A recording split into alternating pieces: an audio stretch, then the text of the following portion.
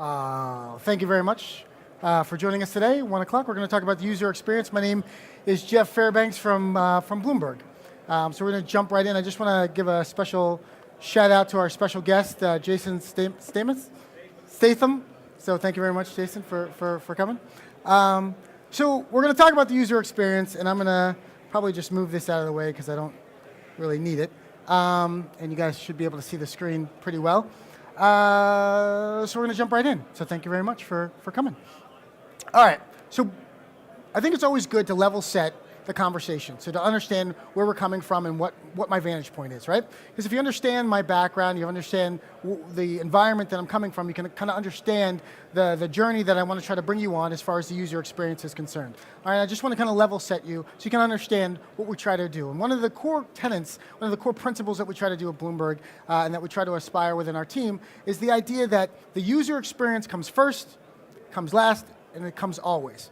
And that the technology that we buy, we don't back into that experience, but rather we are the curators of that experience. It is up to us to identify, to define, to understand what it is that we're trying to bring our users into, what experience we're trying to have them have, and then identify the technologies and tools. And if they don't exist, that doesn't mean that we can't do it. It means that we go help manufacturers develop those technologies. And so there's much more of a conversation around building solutions rather than buying products, right? It's about moving away from commoditization of product or experience and moving towards developing and partnerships for solutions, right? So we say, I want unified communications. So I'm going to get my shopping cart, I'm going to go to the unified communications store, I'm going to pick off the shelf some unified communications, I'm going to run it through the barcode, I'm going to buy it, I'm going to take it. And we think that's unified communications. That's not unified communications, newsflash. I know that Cisco and Pexip and other guys are going to tell you that's not it, just buy our product and you have unified communications, but I'm here to tell you that they're wrong, in my humble opinion. Right now, I'm not $90 billion of market capitalization, so maybe they might have something right in their line too, but what I will say is that if you treat it as a commodity, you are going to miss something really, really big. So what it is that we do is, this is what we do. We say, I need unified communications, so I need a video conferencing platform, so we make a big spreadsheet. And then we pick out all the things that are important to us, and then we go through all the manufacturers that are out there, and we start checking the boxes. And this is natural inclination to do, right? This is the natural thing that you want to do. We need unified communications, it's a product, I'm going to go out and buy it. But if you do that, what I'm arguing with you is you are going to miss a gigantic moonwalking bear right in front of you. Because in your mind's eye, and what your mission is, right, is to identify the unified communication solution and go buy it. And so you're counting the passes. You're lining up the manufacturers and you're counting the passes. And what you are missing is the user experience that you're actually trying to create. And guess what? They don't know the user experience you're trying to create. You know the user experience you're trying to create. Your business, your industry, your employees, your people are unique and different than other places. There are lots of commonalities, right? There are lots of commonalities. But there are uniquenesses. There are cultural uniquenesses that are distinct to the company itself. And if you don't take those into account, if you don't factor those into your decision-making problem set, then you are going to miss the moonwalking bear. Okay? So let's bring us through. UC, so in this case, unified communications, is equal to the user experience plus AV to the power of IT. All right, so what am I saying? I'm saying that in our case, in this example, unified communications, right? Unified communications isn't a product, it's an experience. So, for example, if I go to the symphony and I listen to each one of those instruments play independently, that is not a unified experience. But the moment that I'm sitting there and each instrument is playing in concert, together, as one, conducted in that moment, in that instance, that is unified communications. It is not a solution, but it is an experience. It is what happens when the confluence of AV and IT work together to create a user experience that is seamless, that is interchangeable with the technology. The technology isn't the thing we're aspiring to do. The technology shouldn't be the thing that's in the way of the outcome, but rather the technology should be the enabler to the experience. Okay? Unified communications, in this example, is equal to The user experience plus AV to the power of IT, right? The power of the network, the infrastructure that you have, right? Okay, so what does this look like? It looks like this. This is the user experience lifestyle in my interpretation. So one of the first things that most people do is they go out and they do the last thing. They build the design, right? They look at the manufacturers and they build this design. I would argue, in my humble opinion, that you take a step back and you actually go to the research side. And the research isn't about finding the manufacturer. No. That is the common mistake. When we look at brands and business and vision and customers and success metrics, those aren't brands of manufacturer or businesses that manufacture unified communications. No. That is your brand. What is your brand? What is your experience that you're trying to create? What is your business? And how does it compare to the other businesses that are in your industry? So one of the things that's interesting is, if I'm a manufacturer, if I'm making a widget, right? You can take my widget and you can extrapolate from that widget and you can manufacture a widget. And you're my competition, and you can manufacture a widget. What you can't usually do, right, is you can't recreate my culture. You can try. Google has great, great pantry. They have lots of cool toys and goodies, and they have slides in the office. I can recreate all that, right? I can recreate that. But there is a uniqueness to the culture of Google that comes from the founders, that comes from the people that work there, that comes from the intrinsic nature of the collaboration that happens there, that is unique to Google, that is unique to your business. Can't recreate that. And so going to a manufacturer and saying, I want to buy a unified communications product off the shelf and apply it to my unique environment, that's a recipe for underutilization at best, or under-adoption at best. You want to get high adoption? Then think about the user experience. So what I would argue is your brand, your business, your vision, that is your vision. Not their vision, your vision. Not their vision, that's your vision. How many times have you bought a product and they say, you know what, in version 3, it's going to do that cool thing. It's going to peel bananas in version 3. In version 2, it doesn't peel bananas. In version 3, it's going to peel bananas. So just buy it now, and in version 3, you're going to get the bananas peeler. So you buy it. Right? You invest it, you deploy it to your whole company. And then a year later, when the banana peeler comes out, like, you know what? We had a test group and people, they wanted strawberries. So it peels strawberries, it doesn't peel bananas. But in version 6, it's going to peel bananas. So just buy the upgrade, pay the maintenance. I promise you it's going to peel those bananas in version 6. Right? Version 6 comes along, guess what? Avocados. We got them. I know you don't like avocados, but we got avocados. Those bananas, nobody really wants the bananas, so we're not going to do the bananas. Right? If you marry yourself to their roadmap and their vision, you're never going to achieve your vision, because they don't care about your vision. They care about your money. They don't care about your vision. Right? Only you care about your vision, and you need to be the architects of your vision. Right? So that's a vision. The customers, your customers. Right? So I'm in the IT space. I run IT operations for Bloomberg, and so my customers are the 19,000 employees, over 192 offices in 73 countries. I have a very diverse group of customers that I need to satisfy. I have a lot of them, and all of them have different opinions, all right?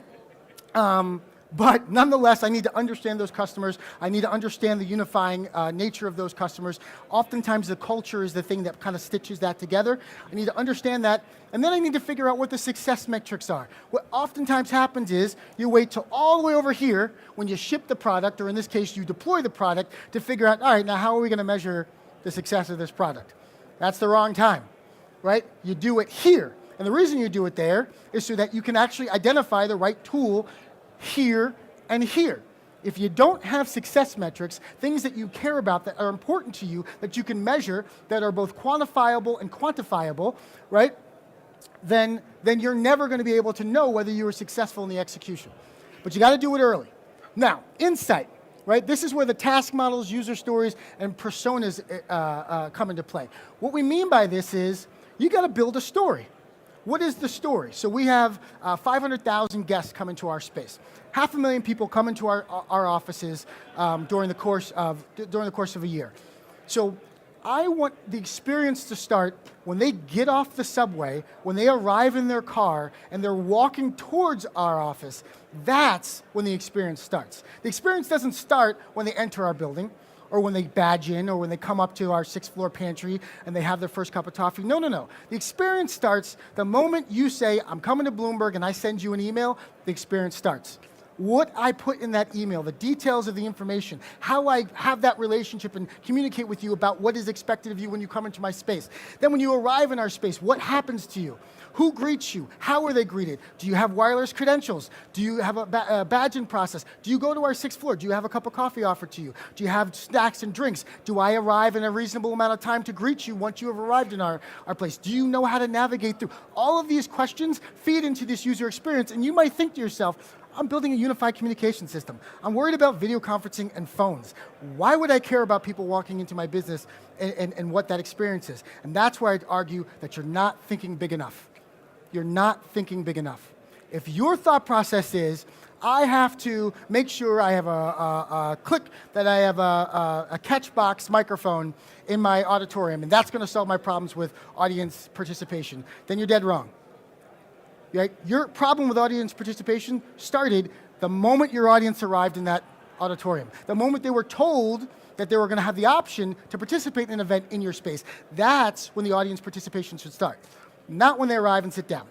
Right? So that's the stories. What's the story you want? And what are the personas? What are the buckets that you can put these people into so that you can understand that experience? Right? So then we move over to the concept. Right? So this is when you build the prototypes, you refine the ideas, you explore options, you sketch out, you validate. This is when you start actually talking to the manufacturers. And I would argue, and this is going to be controversial, right? I would argue that you don't talk to the resellers and you don't talk to the distributors, but you talk to the manufacturers. I know, it's bad. But doesn't mean that you can't have that relationship and that partnership with the resellers and the distributors and consultants. They're all wonderful and great, and they're absolutely add value to the overall ecosystem of what you're trying to achieve. But what I would argue is, talk to the manufacturer, get the tour behind the red door, see what the R&D is doing in the back end. If you have those types of relationships, you're going to know what your prototypes will really do in the real world, and you're going to know what technologies are coming down the pike to be able to facilitate maybe something that doesn't exist on the conference room floor at the present moment. Design. Now we move into the design. Now we actually start coding, we start monitoring, we do detailed design, and we then ship that product, right? Or we, in this case, we deploy that product into our environment. So this is the user experience lifecycle as we see it, as I see it. And what I want you to take away from this, if nothing else, is that if you start here, your adoption will not be what you want it to be. If you start here, you will never be able to measure how successful you are and whether the return on the investment was worth it. If you start here, you're going to be married to the roadmap of the manufacturer, and you're never going to be able to pivot when you want to pivot. You're never going to be as agile as you would otherwise be able to be, and you're never going to be able to satisfy the user experience that you want to create. It's a good idea to have a conference call. It's a good idea to facilitate collaboration. It's a good idea to have that secured by having a passcode or a way to access that's restricted to other people. It's a good idea to send a recap of the meeting out after the meeting is done. It's a good idea to announce who people are as they enter the room. But each one of those aspects, while it's a good idea, stitched together in that experience, is a bad user experience, right? And we accept it. We accept it because it's the way that it is, and we accept it. And what happens is manufacturers say, this is the way it is. There has to be a tone when you enter the room. There has to be an audible indication that the person's there. There has to be the ability to mute and unmute. All these things are standard. They have to be. They don't have to be that way. They're manufacturing it that way because that's the way it exists, but it doesn't mean it has to be that way. And that's where you come in. That's where your vision comes in. That's where your decisions around the user experience come in. That's where you inform that process, right? So what I will say to you is data, data, data. So we go back to the original concept of looking at the landscape and doing the research, right? The research is informed by data. And you have these things called leading indicators and lagging indicators. And the best way I can describe this is a leading indicator is let's say I want to lose weight, right? I know I need to lose some weight. You don't have to remind me, but I lose some weight, all right? So I have a leading indicator, right? If I go and I eat food has calories, and I can calculate those calories, and I can decide, listen, I'm supposed to consume 2,000 calories. If I exceed 2,000 calories, I'm going to gain weight, right? I'm going to gain weight. If I reduce the calorie intake, then I'm going to lose weight. So that is a leading indicator, something that's happening beforehand. A lagging indicator is I step on the scale and it tells me I'm overweight, right? I'm overweight, there's not a lot I can do about it once I step on the scale and it tells me I'm overweight, right? Only thing I can do is refer back to a leading indicator. Refer back to something that will inform that experience so that I can change my behaviors and have a better outcome. So you have these leading and lagging indicators. What are the leading and lagging indicators in your environment? Right? It's hard. This is a hard concept to get. So in the example of the unified communications experience, when you're walking into Bloomberg, for example, right, and you're sitting down, one of the things we do is we give you a badge, right? We give you a badge and it denotes who you are, right, in our space. Security uses it to authenticate who you are. Guests use it, employees use it to identify the guests. But on that badge, there's some important information. Automatically, there is a unique username and password for our Wi-Fi. So you don't have to guess. There are no little signs, there's little tablets. You don't have to ask anybody what the Wi-Fi or username or password is. It's unique, and it's unique to you. And so there isn't this, we got to change it every month, or we got to change it every week because we don't want the password getting out to the people around. And we can use that unique credential to also offer you better experiences within our space. Right? We can use that to tailor where you can go and what you can do and what you can access, what you can't access based on the people that you're meeting, right? So, and then we can also couple that with wayfinding. And so now we can navigate you through our spaces easily with apps that you can download that we can tell you about in advance of coming into our space. We can tag that to notification that as I'm an employee and I'm sitting at my desk and I'm expecting you as a guest, when you arrive, I'm notified that you've arrived. I'm notified to where you're going. I'm notified to when you arrive on the floor, on the greeting floor. Our 6th floor is our greeting floor, and that's where our pantry is. I'm notified when you arrive that you have arrived and where you're sitting. And so as an employee, I don't have to waste my time looking around the pantry trying to identify who you are or waiting to understand when you arrive. Rather, your credentials are already entered, your badge is already printed. When you arrive, all those things are already done for you. Your picture is already in our system if you've come before. And if it's not, we'll take your picture and add that to our Rolodex so that next time you come, we can identify you easily and print your badge ahead of time. Right? We can give you that high-end hotel experience. One of the things I used to do is I used to work at the Ritz-Carlton. I used to do AV at the Ritz-Carlton. And one of the great things we had was this system called Legacy. And if you arrived at a Ritz-Carlton in Boston, Massachusetts, United States, and you had a cold, and you walked up to the counter and you sneezed or coughed or some way indicated that you were sick, by the time you got to your room, there was a cup of tea with sugar and sweetener in there, no charge to you, some cookies by the bedside, and we would identify your favorite reading material from your other stays, and we'd have your favorite reading material in your room ready to go. You didn't say anything. We understood the expressed and unexpressed needs of our guests, and then we satisfied those. That's what we aspire to do at Bloomberg. That's what we do at Bloomberg. That's what I would challenge you to do in your user experiences in your environments. What are the expressed needs? Expressed needs is, dude, I got a guest, and they need Wi-Fi. Right? We know they need Wi-Fi to navigate through the building. So that's an expressed need. The unexpressed needs are, they probably need a drink, a nice drink. They probably need to figure out where the restrooms are. They probably need to figure out where you are. You probably need to greet them and have a room to sit in and have a conversation. All those unexpressed needs we need to satisfy in the chain of giving you a badge. And that's what we can do in our environment. Right? So we have leading indicators, lagging indicators, data. Capture as much data. You wouldn't be surprised how many people don't have any hard data around their experiences. And you think you have to go out and buy these products or these intricate systems. You don't. You know the employee population, you know the MAC addresses of all your employee phones, especially if you issue them, right? So any MAC address that isn't part of the Rolodex of MAC addresses, that's probably a guest MAC address. Or it's a security vulnerability, you need to look at that. But it's probably a MAC address of a guest user.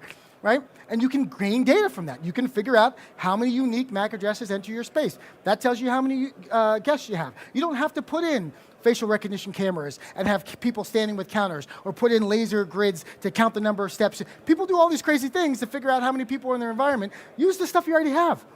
Right? But it takes a moment for you to step back and say, what is our environment? What technology do we have in the environment? And how can we leverage that differently than we currently do to build a better user experience? Right? All right, one great extrapolation from that I just kind of thought of was, okay, You have your MAC addresses of all your devices, and you can identify how many unique MAC addresses to the space there are. Well, if there's a certain number or a threshold, you can build replenishments, right? You can say, you know what, I'm going to replenish the coffee after I get 60 unique MAC addresses in my pantry. I'm going to make sure that a notification is sent to the pantry staff to refresh the coffee. You can build those metrics and analytics into stuff that you already have.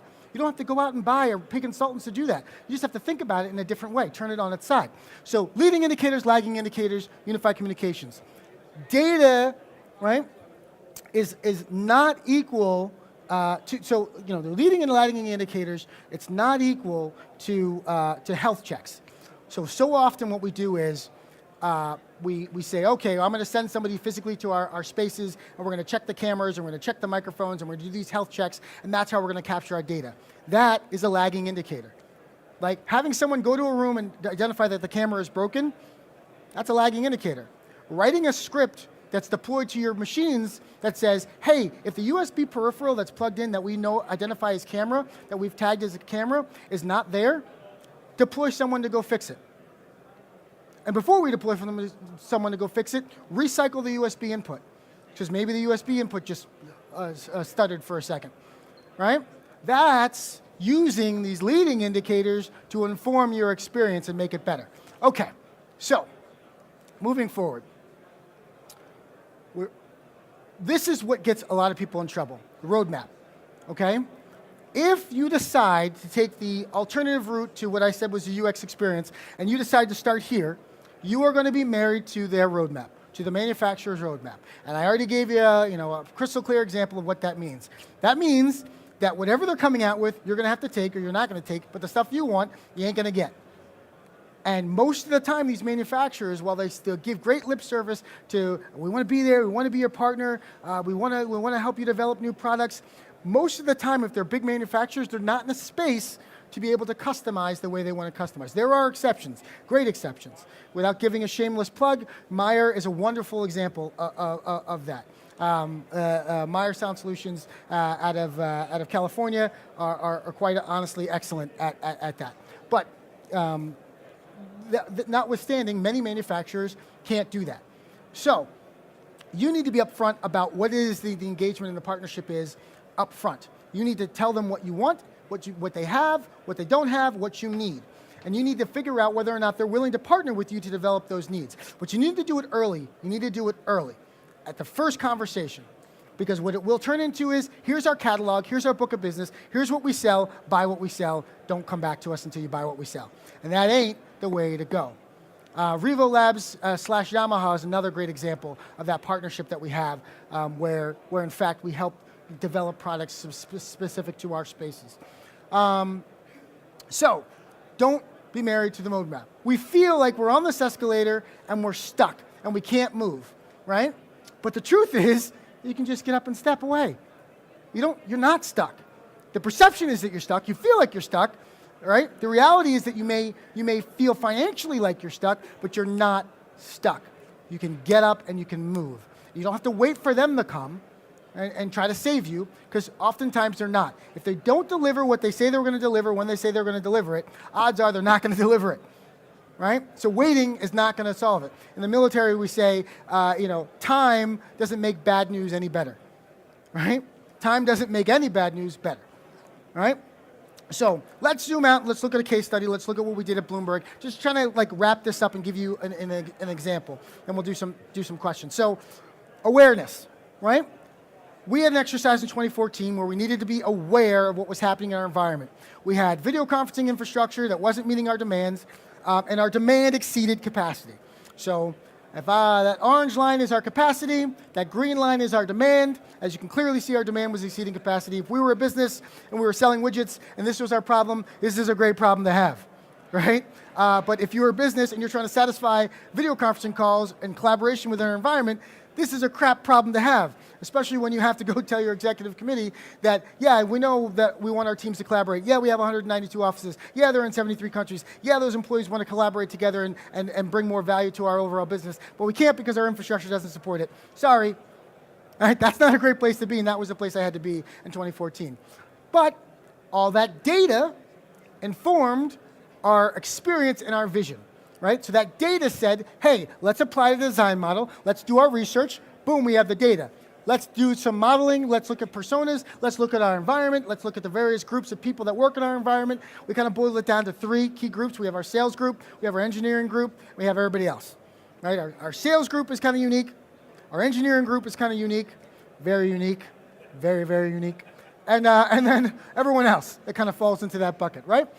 So we built our personas, then we did some prototyping, we defined, we looked at the landscape that was out there, we did some research as far as manufacturers that could provide it, and we realized there wasn't anything in the market that got rid of the first problem, which was that user experience problem where they had the passwords and the keys and the beeps and the bad audio and bad video and bad experience, overall experience. There wasn't anything out there that solved that problem that we saw at the time in 2014, so we built it ourselves.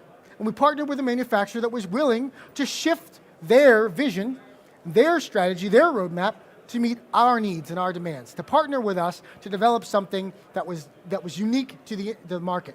We weren't trying to sell it to the rest of the world, we were just trying to solve our problem in our space, right? And then we looked at our audio devices, and we said, okay, we've got these 2 audio systems, we've got a lot of tickets, 23% of our install requests are all based around these 2 devices. What can we do to keep this simple, keep it cheap, right, and affordable, but also to eliminate a lot of these user problems and a lot of these hardware problems. And then the last thing we have to look at is scale, okay? It's very easy to go and buy a holistic system, like, what's the one I'm thinking of? Like a telepresence system, okay, for example. I'm not ragging on Cisco or anything like that, but it's very easy to go buy a telepresence system, holistic system, build the whole room, define it exactly to that experience. That's a lot of money. And what our core concept, our vision was, if you want to drive up utilization, you got to give it to everybody. If you want to drive up utilization, you got to make it easy. So it's got to be easy, it's got to be given to everybody, it's got to be inexpensive, because it's hard to give 19,000 people telepresence, their own personal telepresence systems, right? It's very hard to do that. It's very expensive to do that. I suppose it's possible, but if you had the GDP of France, then maybe you could do it. But we didn't have that budget to run with. So we had to make it affordable. And the last thing we did was we said, there's this walkie-talkie model. And the walkie-talkie model is very simple, something I aspire to and believe in. It's if you have an awesome walkie-talkie and I have a crap walkie-talkie, then it doesn't matter that you have an awesome walkie-talkie. It doesn't matter that you have the greatest piece of technology, right? Because you're going to send your beautiful, wonderful, pristine audio from your wonderful, brand new walkie-talkie to my crap walkie-talkie, and it's going to come out sounding like crap. And I'm going to send my audio, this is going to be encoded like crap, to your beautiful, wonderful, wonderful, brand new walkie-talkie, and guess what? It's going to sound like garbage. So unless we both have the new technology, it doesn't matter. And so the other aspect of this was we had to design a system that we could deploy to 1,128 conference rooms around the world overnight and deliver to 28,000 computers throughout the world. 19,000 employees, but we have 28,000 computers. So we had to figure out a system that we could say, we're going to fix this audio problem, we're going to fix this user experience problem. Oh yeah, by the way, when you leave on Friday night, you're going to have one system, but when you come in Monday morning, you're going to have an entirely different system, and we're going to do it to 1,128 conference rooms around the world on the same weekend, as well as 28,000 computers on the same weekend. And you're going to walk in and log in and be able to use the system. Because the only way it works is if you have the new walkie-talkie and I have the new walkie-talkie. That's the only way it works. Right? So, kind of a daunting task, kind of a big challenge. So that was our roadmap. So what we decided was, you know what, we're going to bet, and this was, remember, 2014, that WebRTC is going to be the way of the world. We're going to bet that we're going to be able to have a WebRTC client in the next 3 years. We're going to be able to do video conferencing. It's going to be device agnostic. It's going to go operate in the browser, and we're going to be able to do that. That was our goal. So our vision was exceed demand using one app with one simple connection workflow based on WebRTC, OS agnostic, UC client. Meet or exceed our demand with one client in the conference room, at the desktop, on your mobile device, at home, one user experience with one workflow based on OS agnostic client. I know that's a very controversial statement, so I understand if he was upset. No, just joking. All right, so there we are. That was our vision. That was our strategy. And what we did was we achieved it. We built it. And the proof is in the pudding. So in 2017, so the numbers you saw in the video were 2016. 2017, we did 7.1 million calls. We have an employee base of 19,000 employees. We did 7.1 million calls. We did 492 million minutes of video conferencing. 500 million minutes in video conferencing that we did for 19,000 employees spread across the world. Now, if you look at Viopta and some other studies, same period of time, looking at companies with 10,000 to 20,000 employees, the median for minutes is 50 million minutes a year. That's it, 50 million minutes a year. That's the median. That's the median, right? And we did 500 million minutes. We did 55 million minutes last month, the month of January. So 2 questions. 1, anybody who has a video conferencing platform, can you tell me those numbers? And if you can't, then you're wrong, because you're not collecting data. Goes back to the first point. You should be able to tell me how many calls you have. You should be able to tell me what region you have them in. You should be telling me what devices they're coming from, what operating systems are coming from. You should be able to tell me that information in great detail, because that informs your user experience. Point number 1. Point number 2 is to get this kind of adoption, this kind of utilization, where this is actually a critical system now. We have 2 critical systems at Bloomberg. We have phones and we have this, video conferencing. Those 2 critical systems cannot be down 24/7, 365. They must be up. They must be up. That's the mandate from our founder. So we have 19,000 users. We met our demand and actually exceeded our demand. We have complete and total adoption. Every single employee has video conferencing, has this unified communications client on their computer. They have it at home, they have it on their mobile device, and they have it in the conference rooms. Oh yeah, and by the way, it's this interface for all of them. Whether you're a guest joining our experience as an outside third-party person who's never come to Bloomberg before and has absolutely no credentials, you click one link, no username, no password, no nothing. You click one link, you're brought to this screen, and you're able to participate in the call. One link. We're able to track who you are. We're able to track securely. It's 256-bit encryption. We are able to identify what device it's coming from and whether or not that's a legitimate device. We know who you are and where you should be. And if you're coming from a place that you're not supposed to be, we know that you're coming from a place that you're not supposed to be. If we're coming from a place that you can't be, or if you click the link that's for you, and you click the link for you, and you click her link, that you're already in the call, we know she's in Amsterdam and you're in San Francisco, and it can't happen. All right? That's all the technology and logic that's built behind it. But for you, the user, you click a link. And it's the same interface. When you go into a conference room, it's the same interface. And so it drives up adoption because you don't have to learn anything. You don't have to learn about a touch panel here, and then a UC client on your desktop, and then a mobile device that's totally different. You don't have to learn any of that. You learn one workflow. And honestly, if you can click a link, that's all you got to do. Just click the link. That's actually our advertising and marketing. The last thing I'll say about this was one of the things we did was we built a video and we deployed that. We did a marketing campaign to our employees. It surprises me, it shocks me that people are willing to spend $1 million on a UC client, right? They're willing to invest that money to do the infrastructure, which is a reasonable amount of money, especially if you're doing it at an enterprise level. It's actually kind of affordable. They're willing to do that, but they're not willing to spend $5,000 or $4,000 on making a training video or making marketing material. You're willing to spend $5.6 million over 2 years on an enterprise-wide telepresence environment, but you're not willing to make a $500 video? Honestly, really, you're not? That's crazy, right? But they won't do it. You have to be the navigator. You have to define that user experience. You have to bring people, navigate them through that user experience. And so this is what we did. We took our environment for our peripherals, we standardized them across our environment. So Plantronics didn't have a single management interface that you could do and look at all of their devices in an enterprise environment and manage them. They do now. They do now because Bloomberg worked with them to help them develop it. The one that they developed wasn't as secure as it needed to be, and not knocking Plantronics. They just didn't think about the enterprise side. And now it is, with the help of Bloomberg.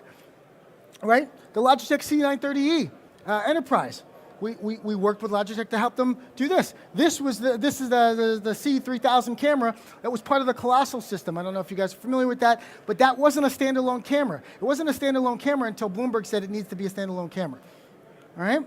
But these are the conversations that we have, and I recognize we come from a position of privilege, being Bloomberg and having a little more influence than some other firms. But the point is, you don't know unless you have the conversation. You don't know unless you come with the plan and define and articulate your user experience. And once they get it, they want to make money. They want to sell product. And your user experience could be somebody else's user experience, and so they will actually adopt that technology if you argue passionately about what it is that you want to do. So we change all of our peripherals. And so over a 72-hour period of time, Friday night, Friday 3 p.m. Eastern Standard Time, or well, Friday 3 p.m. local time for all the regions.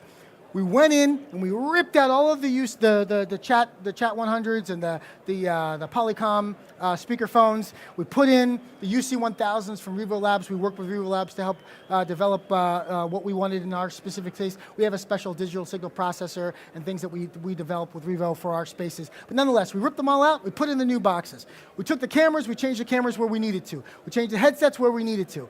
We changed the pan-tilt zoom cameras where we needed to. We deployed the software around our 28,000 desks. We then tested and tested and retested, and we did this not once, but we did this twice. Right? We did this in our first version, Nexi 1.0, and we did this in our second version only 2 months ago, December, for Nexi 2.0. Right? But because it's software-based, because it's operating system agnostic, right? Because it's the same interface across the world, we can lift and shift very easily. There's a military term that we use where if you've got an enemy, an objective in front of you, and that objective moves, what you give is you give the order to lift, the lift fire, and just shift fire. And if you can't lift and shift, you're dead. Right? Because the enemy is not going to stay there and let you get shot at them. Right? And so same thing here. Right?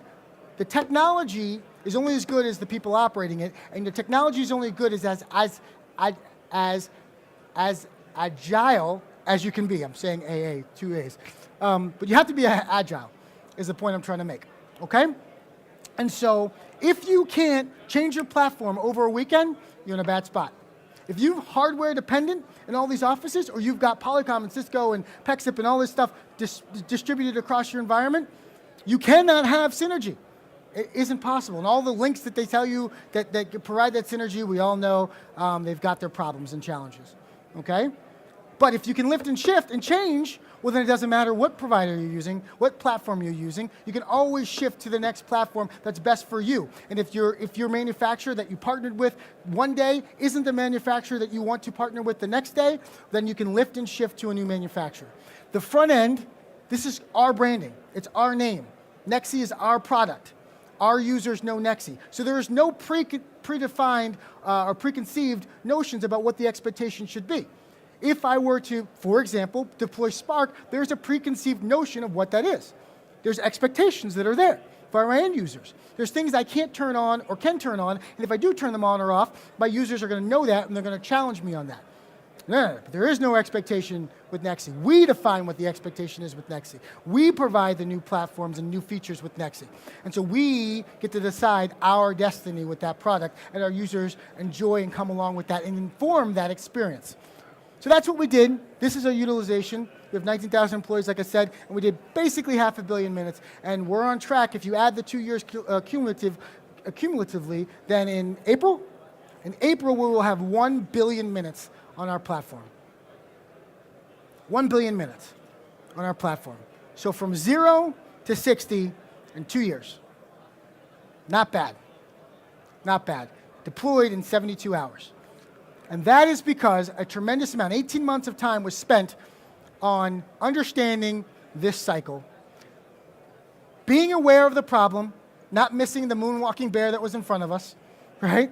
Understanding that it wasn't a commodity that we're trying to buy, but rather experience, looking at the user experience life cycle and walking ourselves through each one of those iterations, collecting, understanding, synthesizing, analyzing, and then actioning on our data, not being married to a manufacturer's roadmap, but rather our own roadmap.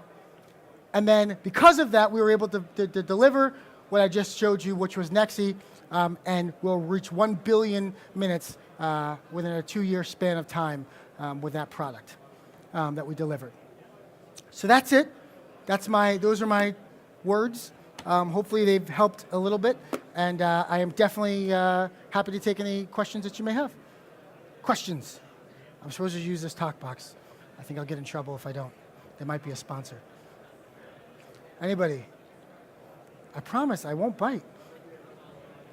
One time, I do that one time, and now everybody, no. Sure? Okay. All right, well, yes. There we go. He'll adjust. Go ahead. Just so they can capture it on tape. So what's your question? So you deal with user interaction, you measure everything, you say data, data, data. Mm-hmm. But in my mind, there's more to data or more to user interaction than just data. There's the why. Why do people do certain things? How do you deal with that? How did you deal with that in your Great question. So development? that's a great question. So the question, just so everyone can hear, is so there's data, and data informs us, what someone is doing, but doesn't necessarily tell us why they're doing it. And that is where observation comes in, and that is where the I don't have it up, but the user stories and personas comes into play. So once you have the data and once you track what people are doing, then you have to go back and ask them. You actually have to ask them why. And oftentimes the data actually tells you why a person does something. There's a great graphic, and I wish I had it up, but basically imagine a walkway, and a walkway that goes up and then turns. Right? Goes up and turns. And there's a patch of grass right here. Okay, so there's a walkway, and it makes a 90-degree turn, and there's a patch of grass right here. And on that patch of grass, there's this beaten down path, right? Because nobody makes the 90-degree turn, everybody cuts across the grass, right? And there's this picture of this angry landscaper that's mad that people are walking through the grass. And what I would argue is that is not, because the groundskeeper is like, the design was to walk on the path and you're not following the user design. And I would argue, no, the user design is wrong and we should cut the angle on the path, right? And so oftentimes the data of people cutting across or doing something, that actually tells us why they're doing it. It tells us that they're doing it because they don't want to walk that far, right? And if you stop and if you get a statistical measurable amount of people cutting across, or you see that path being beaten, then you can stop and ask a significant sampling sizing of the people as to why they're doing that. If they all come back with the same answer, dude, I didn't want to walk the 90-degree angle, then you know why they're doing that. But the important thing is to be able to zoom out and say, here's my 90-degree angle, here's my cut through the grass. I need to know that information first. Otherwise, I can just ask why all day long, but if it's not informed by some sort of data, some sort of reasoning behind why I'm asking the why, it's just whys for the sake of whys. So if you understand, like I need to know when to ask why, right? And the data kind of helps me inform when to ask why. Listen, any other questions? Did that answer your question? Okay, any other questions? All right, I really appreciate, I was a little bummed at first, but you guys, your energy, your smiles, your wonderfulness, it helped me through it. So I really appreciate your attention. If there's anything I can do for you in the future individually, please reach out, give me your card, or whatever. I love talking about this stuff. I love doing this stuff. And please use me as a resource through the course of your professional careers. Okay, have a wonderful rest of the day. All right.